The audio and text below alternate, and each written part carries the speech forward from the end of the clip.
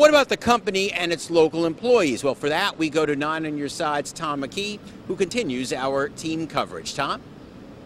Well, John, all the company will say right now is there will be some impact, although they don't know exactly how much. Of course, we all know Cincinnati Bell is one of Cincinnati's oldest companies, having been founded in 1873 and started out with 50 telegraph lines to customers. Of course, landlines have given away to cell phones, and the company has 340,000 customers right now. But times have changed in that area as well, and Cincinnati Bell now says the money spent for that could go to other purposes. There are 3,000 Cincinnati Bell employees in Greater Cincinnati. 1/3 are field technicians. The rest work at retail stores, in Norwood at Central Park, or downtown at 7th and Plum and Atrium 2. Wireless has 175 workers. So what happens to them? We're going to seek to retrain and redeploy all our employees. There may be some jobs impacted. We don't know the exact number. We're going to make it as small as possible.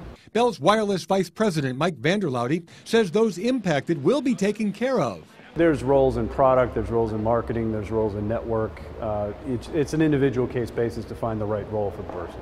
Analyst Nick Punser of Ball & Gaynor says it makes sense for Cincinnati Bell to exit the wireless market because of the high cost of network expansion and upkeep. For Verizon, it's more of a drop in the bucket. It's an issue of them being able to acquire the spectrum that Cincinnati Bell owns.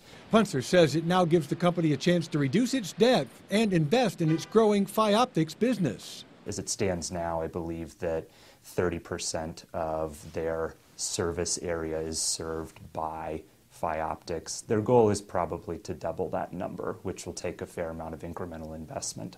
Bell's Vanderloudy says the firm is spending $85 million on Optics this year and has spent $300 million so far as it works to complete its build-out.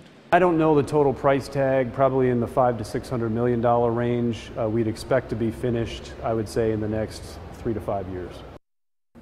Now, here are some other numbers behind this big decision today. 5 years ago, Cincinnati Bell Wireless had revenues of $307 million. Last year, they were just $201 million.